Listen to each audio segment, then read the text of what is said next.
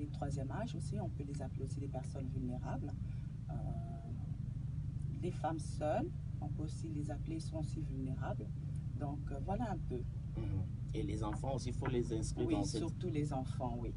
Ok, voilà. Alors pour revenir à la fondation Winda que vous avez créée, que vous dirigez, qu'est-ce qui vous a incité, vous a motivé, je dois dire, à créer une telle structure? Alors, ce qui m'a motivée, c'est surtout une petite révolte en moi.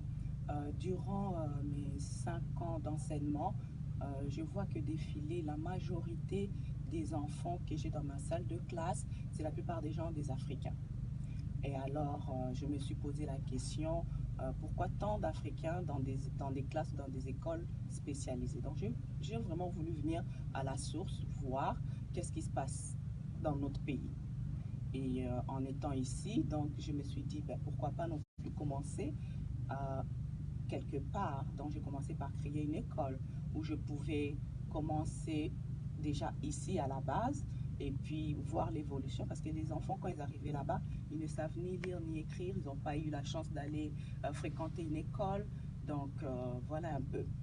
Et donc, au niveau de la fondation Winda, vous vous occupez d'une catégorie des personnes vulnérables, comme quelle catégorie par exemple?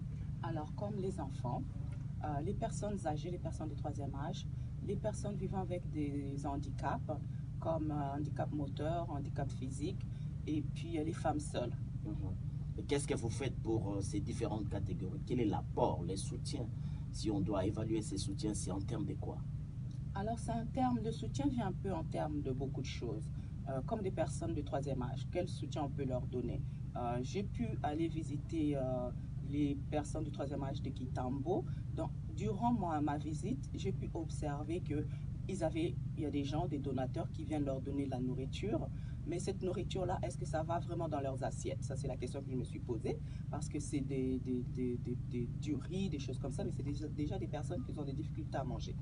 Alors je me suis dit, qu'est-ce que Fondation Mouinda peut leur apporter? J'ai regardé un peu l'environnement et leur environnement était dégradant, était sale, était, oh mon Dieu. Je me suis demandé, est-ce que moi, je peux venir vivre dans des conditions pareilles? Ou bien ma mère, ou bien ma grand-mère?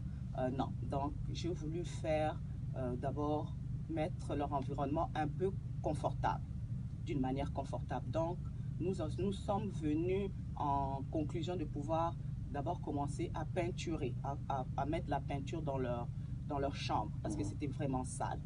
Alors nous sommes venus avec nos peintres, moi-même, et on a peinturé toute la journée les chambres de ces personnes âgées.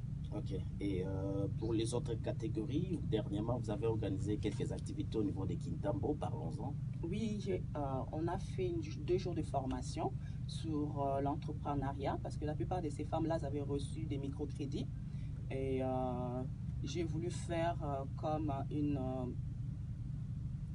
comment dirais-je, Une formation, une un formation, accompagnement. un accompagnement pour leur permettre d'avancer, d'évoluer dans leur commerce. Donc, cette 2 jours de formation étaient très bénéfiques pour ces mamans-là. Ils ont beaucoup aimé et apprécié. Donc, c'était basé sur le budget, comment gérer leur budget, ainsi que comment devenir des femmes entrepreneuses. Parce que c'est que aussi j'ai remarqué, au Congo, il y a beaucoup de femmes qui sont entrepreneuses. Donc, comment arriver à évoluer, non pas qu'on reste seulement tout karamikate, mais il est possible aussi d'évoluer des mikate en ouvrant peut-être une boutique, de la boulangerie, pourquoi pas. Donc, pendant ces 2 jours-là, les mamans étaient très contentes et pour les valoriser, nous avons pu remettre des certificats à ces mamans-là. Et vous avez aussi organisé une journée de détente avec les personnes vivant avec handicap de Kintambo. Oui, c'était une journée merveilleuse, une journée, comme j'ai appelé ça, c'était une journée zéro stress. Alors, ces personnes-là étaient accompagnées de leur famille et on avait de quoi manger, de quoi boire. Et puis, c'était juste une journée détente, de parler. Ces personnes-là reçoivent presque jamais des visites. Alors, ça leur a fait plaisir que nous puissions organiser cette journée. Et l'école de Badara dans la banlieue de la ville de Kinshasa, c'est quoi sa particularité? l'école de Badara, la particularité, c'est déjà mettre un lieu de scolarisation là-bas, parce que ces enfants-là n'avaient pas une structure scolaire. Donc, c'est ma première préoccupation. La deuxième préoccupation, je pense que tout enfant a droit à une éducation de qualité. Donc, voilà ma préoccupation, mettre une école à Badara. Alors, Madame Nancy Mwinda Chibola, initiatrice et promotrice de la Fondation Mwinda qui œuvre pour les personnes vulnérables, et notamment les personnes vivant avec les défis d'handicap, les enfants et les femmes seules. Et voilà, donc vous êtes à Kinshasa en ce moment et vous initiez quelques activités sur le terrain. Mais initier ces genres d'activités, les mener sur le terrain nécessite des moyens. Alors, qui vous finance? Alors, avant de descendre sur le terrain, je fais beaucoup des appels de fonds au Canada.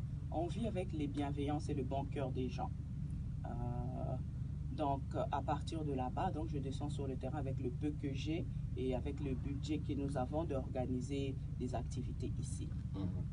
Maintenant, les projets d'avenir, c'est quoi? Il y a des actions que vous envisagez dans l'avenir parce que la fondation, jusque-là, on peut dire que son rayon d'activité, c'est Kinshasa.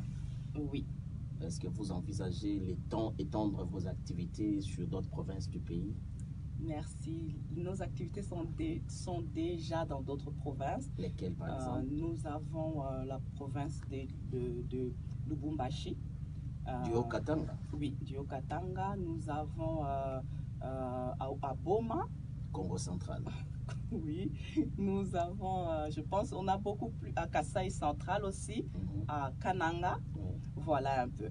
Ok. Et sur ces différentes provinces, vous avez des représentations? Oui, nous avons des représentants qui sont là pour veiller au bien déroulement de la fondation. Et sur place ici à Kinshasa, donc c'est Madame Ange Olenga qui est avec nous dans ce studio, qui vous représente. Qui me représente ici, oui. Et nous avons aussi des représentants dans d'autres communes. Ok. Mais pour les gens qui sont intéressés peut-être à échanger ou se proposer des projets avec vous sur des gens qui voudront bien vous soumettre des projets ou vous assister par rapport à telle ou telle activité, il faut appeler sur quel numéro, où se trouvent les sièges de la fondation ici à Kinshasa, comment faire et quels sont d'autres contacts au niveau des réseaux sociaux pour plus de précision.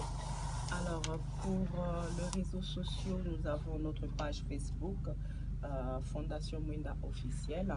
Et puis, nous avons aussi notre boîte email qui est fondationmwindamw@gmail.com. Vous pouvez nous écrire. Et puis, pour nous contacter, nous avons notre téléphone, c'est 0. Alors là, vous pouvez m'aider parce que je ne sais pas comment lire les numéros de téléphone ici à Kinshasa. Voilà, 082 14 25 302, 082 14 25 302. Voilà, merci beaucoup. Et notre message, avant qu'on se dise au revoir, Madame Nancy Mwinda. Merci beaucoup de m'avoir accueilli et puis j'embrasse tout le monde. Merci, on vous souhaite bon vent et plein succès à vos projets. Merci.